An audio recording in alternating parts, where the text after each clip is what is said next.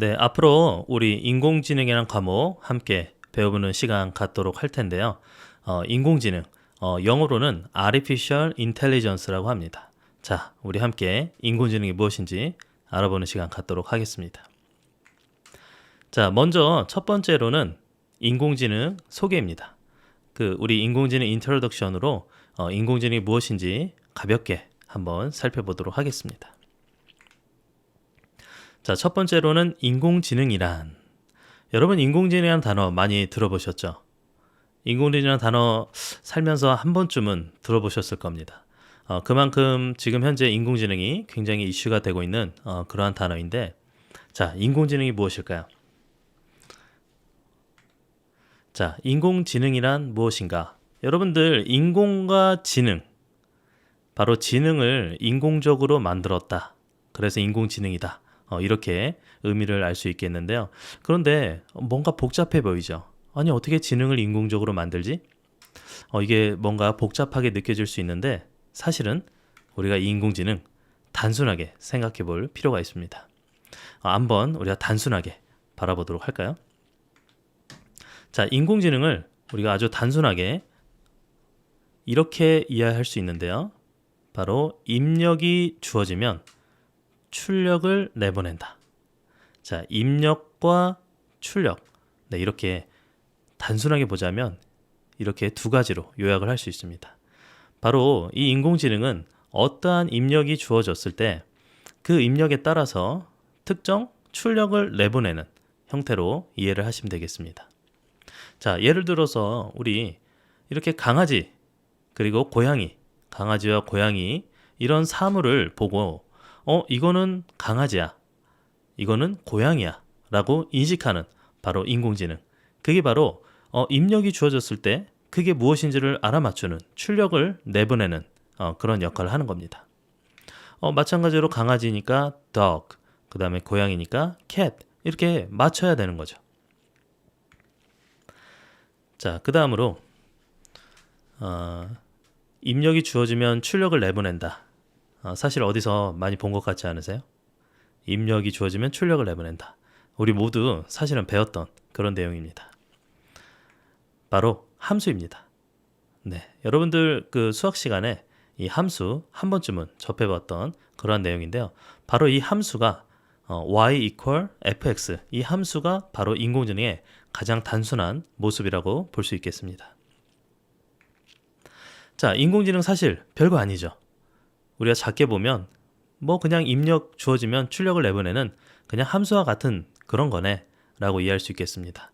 그런데 왜 무섭다고 할까요? 우리 주변에서 인공지능이 왜 무섭고 앞으로 사람을 위협하는 그러한 존재가 될 것이라고 굉장히 무섭게 이야기를 하고 있죠. 그 이유는 바로 우리가 영화에서 좀 살펴볼 수가 있겠는데요. 영화 여러분들 많이 보시나요? 영화를 보면은 우리 터미네이터, 여러분들 한 번쯤 보셨을 거예요. 인간의 모습을 한 살인용 인공지능. 그래서 우리 터미네이터, 그 다음에 스카이넷, 이러한 어떤 주제가 등장을 합니다. 네, 그래서 이렇게 무서운 살인용 이 인공지능이 나왔고, 그 다음으로는 바로 아이언맨. 여러분들 아이언맨 좋아하시죠? 아이언맨의 인공지능 비서가 있습니다. 바로 자비스죠. 자비스.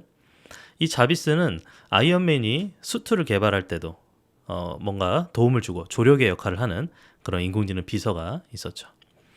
그리고 어벤져스 영화를 보면요, 그 인공 세포 조직 몸 그리고 인공지능이 결합된 비전이 탄생을 합니다. 비전, 히어로죠.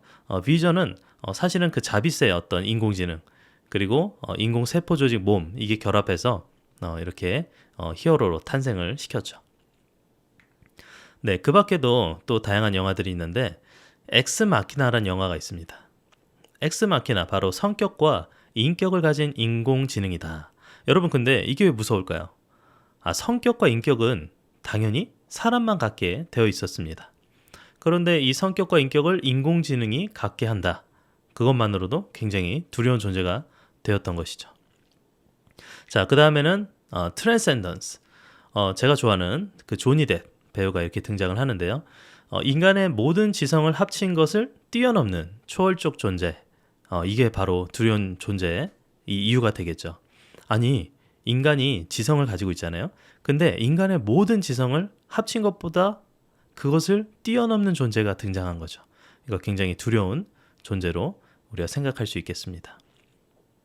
그 다음에 여러 가지 감정을 가진 인공지능이 있어요. 여러분, 인공지능인데 아니 감정? 감정은 여러분 누구만 가질 수 있죠? 네, 사람만 가지고 있는 그 감정을 이게 인공지능도 감정을 가지게 만들어서 이것도 굉장히 두려운 존재로 생각을 할 수 있겠습니다. 자, 그 다음에 또 다양한 영화들이 사실은 있습니다. 인공지능 관련된 다양한 영화들. 이거 무슨 영화인지 아시겠어요? 그 영화에 등장하는 우리 조그마한 귀여운 로봇들인데 바로 스타워즈죠. 네, 스타워즈의 R2D2 이런 다양한 이 로봇들이 등장을 합니다. 이것도 다 인공지능의 어떤 하나의 모습이라고 볼 수 있겠습니다. 그 다음에는 이렇게 아이로봇, 영화에 등장했죠. 아이로봇이 등장했고, 그리고 또 유명한 뭐가 있을까요? 스스로 생각하고 느낄 수 있는 로봇, 그리고 우리 트랜스포머 영화, 다양한 외계 생명체 로봇이죠. 네, 이런 다양한 영화들 한번 이런 걸 뭐 안 보셨으면 보시면서 인공지능이 어떻게 이렇게 우리 삶에 등장을 할 수 있는지 한번 생각을 해보시기 바랍니다. 자, 다음은 이 코로나 시대를 지금 우리가 보내고 있는데 코로나의 빈 사무실에 그녀가 입사했다. 바로 화이트 칼라 로봇입니다. 여러분들 모습을 보면은 지금 현재 화이트 칼라 어떤 모습을 가지고 있는 그런 형태로 이렇게 생성이 되어 있고요. 이름은 어밀리아입니다. 어밀리아. 출생은 2014년. 그리고 미국 뉴욕에 있고 디지털 직원이라고 합니다. 지금 이렇게 AI가 다양한 어떤 고연봉 직업군이라고 할 수 있는 그 화이트 컬러 이 영역에 이렇게 AI가 대체할 수 있다라고 해서 이 화이트 컬러 로봇으로 소개를 하고 있는 기사입니다. AI가 대체할 수 있는 그런 직군을 보니까 물리학자까지도 정치학자, 화학공학자 이런 다양한 직업들을 대체할 수도 있다라고 이야기를 하고 있습니다. 근데 재밌는 건 이런 고연봉자면 말 그대로 이 연봉을 많이 받는 그런 직업들인데, 근데 이 화이트 컬러 로봇은요 월급 220만 원, 12가지 업무, 365일 24시간 근무하겠습니다. 여러분, 이게 인간이 가능한 일인가요? 아니, 월급은 220만 원, 그럴 수 있어요. 12가지 업무, 그럴 수 있습니다. 근데 여러분, 인간이 할 수 없는 게 뭐죠? 바로 365일 24시간 근무하겠다라는 겁니다. 여러분, 우리 사람은 잠을 자야 되죠. 쉼을 가져야 돼요. 그런데 이 로봇은 전기만 공급된다면 24시간 근무하는 게 가능한 일이죠. 네. 자, 그리고 인간의 영역을 정복한 다양한 인공지능이 선보였습니다. 자, 세상에 다양한 어떤 인공지능이 등장했는데 이게 이제 참 놀라운 것은 인공지능과 대비해서 인간만이 승리했던 이런 다양한 종목들이 있어요. 근데 그 종목들을 정복을 하기 시작합니다. 자, 가장 첫 번째, 우리 좀 오래돼서 모르시는 분들도 있겠는데 딥블루라는 게 있습니다. 딥블루는 우리 IBM 회사 들어보셨나요? IBM 회사의 딥블루, 이 딥블루는요 체스라는 영역에서 사실은 다양한 어떤 여러 게임들은 물론 컴퓨터가 인간보다 뛰어난 그런 또 게임들이 많이 있었습니다. 그런데 체스는 굉장히 지능적인 게임이라서 체스는 인간을 이길 수 없을 것이다 라고 많이들 말을 했었어요. 근데 딥블루가 나와서 체스를 인간을 상대로 이겨버립니다. 이때 사용한 방법은 게임트리라는 그러한 알고리즘을 사용했고 가능한 모든 수를 계산해서 이 어떤 미리 계산을 다 해놓는 거죠. 모든 조합을 다 계산한다. 그 결과 1997년에 체스 세계 챔피언을 승리하게 되었습니다. 자, 그 다음은 왓슨입니다. 이것도 마찬가지로 IBM의 왓슨인데요. 이때는 인간을 바로 퀴즈라는 종목을 가지고 인간의 영역을 정복했습니다. 이때 사용한 방법은 자연어 처리입니다. 자, 인공지능에 또 가장 또 이슈가 많은 것 중에 하나가 자연어 처리인데요. 그 자연어 처리 방법을 사용해서 이 퀴즈를 이기게 된 거죠. 이때는 자연어 처리 방법 중에 단어와 단어 사이의 연결 관계를 사용해서 이 알고리즘을 수행을 합니다. 그 결과 2011년도 퀴즈쇼 제퍼디라는 퀴즈쇼에서 우승을 거머쥐게 되었습니다. 자, 그 다음에는 알파고입니다. 자, 알파고 여러분들 우리나라에 왔던 그 장면을 기억하시나요? 우리 알파고 경기를 우리나라에서 했었죠. 그 바둑 경기. 알파고는 구글에서 만들었는데 이때 종목은 바둑입니다. 자, 바둑에 대해서 절대 바둑은 이기지 못할 것이다 라고 이야기를 했었는데 인공지능이 2016년도에 우리나라 대표 이세돌 구단에게 승리를 하게 됩니다. 이때 방법은 바로 딥러닝, 심층 신경망을 사용했는데요. 지금 현재 인공지능이 이 딥러닝이라는 기술 때문에 엄청난 발전을 이루고 있습니다. 바로 그 방법을 사용해서 스스로 학습하는 그러한 특징을 가지고 알파고가 굉장히 많은 어떤 바둑 이세돌 구단뿐만 아니라 다양한 또 구단들에게 승리를 하게 되었습니다. 자, 그 다음에는 리브라투스라는 카네기 멜론 대학교에서 만든 그러한 인공지능입니다. 이때 종목은 바로 우리가 알고 있는 포커입니다. 포커인데 포커는 여러분 포커가 굉장히 어려운 종목이에요. 왜냐? 포커는 상대방을 속이는 기술이라고 할 수 있는 대표적인 그런 게임인데 상대방을 속인다. 그러려면 그 상대방의 어떤 표정도 읽어야 되고 그리고 그 상대방이 뭘 할 건지 그리고 자기도 자기 나름대로 그 상대방을 속이기 위해서 블러핑이라는 그런 속임수를 구사해야 됩니다. 그런데 이때 사후 후에 최소화라는 방법을 사용해서 2017년도에 프로 포커 선수인 4명을 상대로 승리를 거머쥐게 되었습니다. 자, 그러면 우리 그 인공지능, 도대체 이 인공지능 단어는 누가 만들었을까? 네, 인공지능 용어에 대한 유래를 살펴보도록 하겠습니다. 자, 다트머스 회의가 1956년도에 열렸습니다. 이때 존 마카시가 이 AI 용어를 제안을 하게 됩니다. 이 다트머스 이 유니버시티 모습이고요. 존 마카시 지금은 돌아가셨지만 그 당시에 AI라는 용어를 제안을 하게 되었습니다. 그 당시에 굉장히 많은 이 인공지능에 저명한 학자들이 모여서 이렇게 사진을 촬영한 겁니다. 자, 인공지능이란 용어 그리고 인공지능의 정의를 한번 살펴보도록 하겠습니다. 자, 인공지능은 크게 4가지로 분류해서 우리가 정의를 좀 분류를 할 수 있는데요. 첫 번째는 인간적 사고입니다. 자, 인간적 사고, 즉 인공지능이 인간적 사고 영역에서 어떤 다양한 또 정의를 내리고 있는데 컴퓨터가 생각하게 하는 흥미로운 새 시도, 문자 그대로의 완전한 의미에서 마음을 가진 기계라는 이야기를 하고 있고요. 또 인간의 사고, 그리고 의사결정, 문제풀기, 학습 등의 활동에 연관시킬 수 있는 활동들의 자동화라는 이야기를 또 벨맨이 하고 있습니다. 그리고 인간적 사고 말고 합리적 사고에 대해서 계산 모형을 이용한 정신능력 연구다. 네, 정신능력 연구. 그 다음에 인지와 추론, 행위를 가능하게 하는 계산의 연구다 라는 이야기를 하고 있습니다. 그리고 인간적 행위에 대해서는 사람이 지능적으로 수행해야 하는 기능을 수행하는 기계의 제작을 위한 기술이라고 커즈와일이 얘기를 하고 있고요.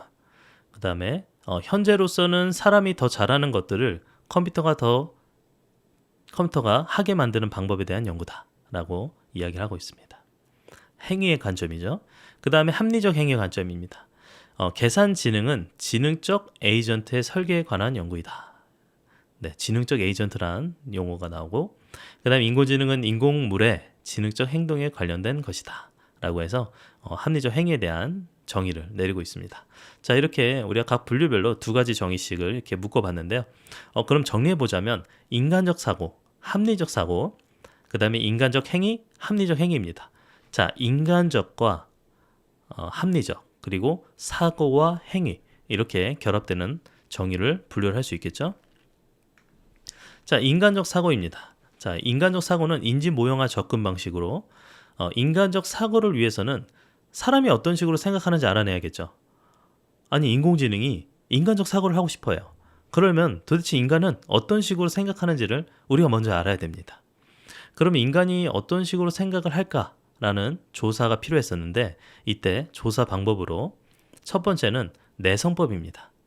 인트로스펙션, 내성법인데요. 연구자가 스스로의 사고를 파악하는 방법을 사용합니다. 그리고 두 번째는 인간을 대상으로 한 심리학 실험을 사용합니다. 여러분 심리학 분야 있잖아요. 그래서 심리학은 인간을 대상으로 하는데 그 심리학 실험을 통해서 인간은 이런 식으로 생각을 하는구나 라는 그런 어떤 도출을 하게 되는 거죠. 그 다음에는 뇌 영상 촬영을 통해서 실제 뇌를 관찰합니다. 뭔가 무서울 수도 있는데 뇌를 그냥 우리가 뜯어서 보는 게 아니라 뇌 영상 촬영을 통해서 실제 뇌가 어떤 식으로 동작하는지를 관찰하는 방법입니다. 그래서 인지과학이라는 분야가 탄생을 했습니다. 자, 인공지능의 컴퓨터 모형과 심리학의 실험 기법을 조합을 해서요. 인간 정신에 관한 검증 가능한 이론들을 구축하는 분야로 인지과학, 커그니티브 사이언스라는 분야가 탄생을 했습니다. 결국엔 이제 우리가 인간적 사고를 위해서 다양한 어떤 분야도 탄생하고 방법들이 존재를 한다는 겁니다. 그 다음에는 합리적 사고입니다. 사고의 법칙 접근 방식인데요. 여기에는 우리가 간단하게 알고 있는 그런 방법들이 있는데 바로 3단 논법입니다. 3단 논법은 옳은 전제가 주어진다면 항상 옳은 결론을 내는 논증 구조를 위한 패턴을 제공을 합니다. 그래서 사고의 법칙들이 정신의 작동을 관장한다. 그렇게 주장한 학자들이 있었어요. 근데 그런 학자들이 연구에서 논리학이라는 분야를 탄생시킵니다. 그래서 논리학자들은 세상의 모든 종류의 물체와 그리고 그들 사이의 관계에 관한 명제를 엄밀하게 표현하는 그런 표기법을 개발합니다. 자, 그리고는 인간적 행위입니다. 자, 튜링 검사 접근 방식이라고 우리가 요약할 수 있겠는데요. 튜링 테스트 한번 들어보셨나요? 튜링 테스트는 앨런 튜링이 제안한 자신의 이름을 따서 튜링 테스트라고 이렇게 제안을 했는데요. 그 지능의 만족스러운 실천적 정의를 제공하기 위해서 고안을 했습니다. 자, 그럼 튜링 테스트가 뭐냐? 튜링 테스트는 우리 영화도 있는데 아마 보신 분들도 있을 겁니다. 이미테이션 게임 영화가 존재하죠. 자, 인간 조사자가 글로 쓴 질문에 대해 컴퓨터가 글로 답을 했을 때 만일 그 답이 컴퓨터가 제출한 것인지 아니면 인간이 제출한 것인지 그 인간 조사자가 구분하지 못한다면 그 컴퓨터는 튜링 테스트를 통과한 것이라고 이렇게 간주를 합니다. 자, 다시 한번 그림을 통해서 설명을 드릴게요. 자, 이 C라는 조사자가 있어요. 이 인간 조사자입니다. 그 인간 조사자는 우리가 차단되어 있는 이런 방에 A와 B, 사실은 누가 컴퓨터고 누가 인간이지 알지 못하는 조사관이 이 질문을 각각 문 밑으로 전달시킵니다. 그런데 문 밑으로 전달했는데 아니 답을 이제 질문에 대한 답을 받아서 살펴본데 이거는 답이 좀 이상한데? 답이 좀 컴퓨터 같아. 그래서 컴퓨터야. 그러면 튜링 테스트를 통과 못한 거죠. 그런데 A가 제출한 거나 B가 제출한 거나 둘 다 이 C라는 인간 조사자가 확인을 했을 때 아니 이건 컴퓨터인지 인간인지 잘 알지 못하겠다. 구분하지 못하겠다. 그러면 튜링 테스트를 통과한 것으로 간주할 수가 있겠습니다. 그래서 이제 튜링 테스트를 앨런 튜링이 고안을 해서 오랫동안 사용을 했었죠. 그리고 그것을 좀 보완해서 완전 튜링 테스트라는 게 있습니다. 완전 튜링 테스트는요. 비디오를 포함한 인지능력 테스트예요. 지금은 이렇게 벽으로 가둬서 실제적으로 A와 B를 알지 못하죠. 생김새를 알지 못합니다. 근데 여기에 우리가 여기 A와 B라는 모습을 그대로 볼 수 있는 비디오가 존재하는 겁니다. 그래서 비디오를 포함해서 인지능력 테스트를 한다. 그거를 완전 튜링 테스트라고 이야기를 하고 있습니다. 그러면 이제 앞으로는 그냥 단순히 튜링 테스트를 통과하는 것뿐만 아니라 어떻게 해야 되죠? 정말 인간적인 모습을 하는 그러한 영상이 이 인간 조사자를 속이기 위해서 등장을 해야 된다는 겁니다. 자, 그리고 인간적 행위에 필요한 기능들에 대해서 살펴보도록 하겠습니다. 자, 이 다양한 그 인공지능의 하부로 들어가 있는 하위 기능들이 있습니다. 첫 번째로는 자연어 처리가 있는데요. Natural Language Processing이라고 그러고 언어를 이용한 성공적인 의사소통을 위한 자연어 처리다라고 우리가 요약을 할 수 있겠습니다. 그 다음으로는 지식 표현이에요. Knowledge Representation입니다. 알고 있는 또는 들은 것을 저장하기 위한 어떤 지식 표현. 그래서 이 지식 표현도 굉장히 중요한 인공지능의 요소라고 할 수 있겠습니다. 그 다음에 자동 추론입니다. 추동, automated reasoning. 그래서 그 추론을 해야 되는데 이 인공지능이 추론을 하기 위해서 자동적으로 추론을 하기 위해서 하는 이 과정, 그게 바로 또 하나의 기능으로 필요한 기능으로 존재를 합니다. 그런 이 자동 추론이 뭐냐면 저장된 정보를 이용해서 질문에 답하고 새로운 결론을 도출하기 위한 자동 추론 과정이라고 우리가 이야기할 수 있겠습니다. 자, 그 다음에는 머신러닝, 기계학습이라고 그러는데요. 새로운 상황에 적응하고 그 패턴들을 외삽, extrapolation이라고 하는데 외삽하기 위한 기계학습입니다. 그 다음에 로보틱스, 우리 로봇공학 분야인데 물체를 조작하고 이동하기 위한 로봇공학 능력이 바로 로봇공학입니다.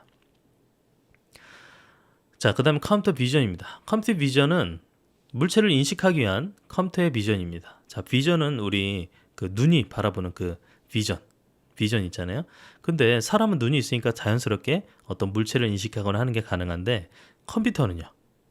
인공지능은 어떻게 해야 될까요? 바로 인공지능의 눈과 같은 역할을 하기 위해서 이런 컴퓨터 비전이 기술이 또 발전을 하고 있습니다. 자, 그 다음에는 합리적 행위, 바로 합리적 에이전트 접근 방식입니다. 에이전트라는 말, 바로 에이전트는요, 뭔가를 수행하는 어떤 것이라는 정의를 가지고 있습니다. 그럼 여기 합리적 에이전트, 이건 무엇일까? 바로 최상의 결과를 내도록 행동하는 에이전트라고 볼 수 있겠습니다. 그래서 컴퓨터 에이전트는 자율적으로 작동하고 그리고 자신의 환경을 인지해야 되고 그 다음에 어떤 행동을 장기간 유지해야 되며 변화에 적응하고 그리고 목표를 만들고 추구하는 등의 요구가 주어집니다. 그래서 사고의 법칙 접근 방식보다는 좀 더 일반적이어서 어떤 정확한 추리 외에도 합리성에 달성할 수 있는 그런 메커니즘이 존재합니다. 여기에 이제 인간적 행동이나 인간적 사고에 기초한 접근 방식들에 비해서 과학적 발전을 좀 더 잘 받아들이는 특징이 있습니다. 합리성의 기준이 수학적으로 잘 정의되고 완전히 일반적이어서요. 합리성 달성이 가능한 에이전트 설계가 가능합니다. 자, 이렇게 해서 우리가 합리적 행위까지 살펴봤고요.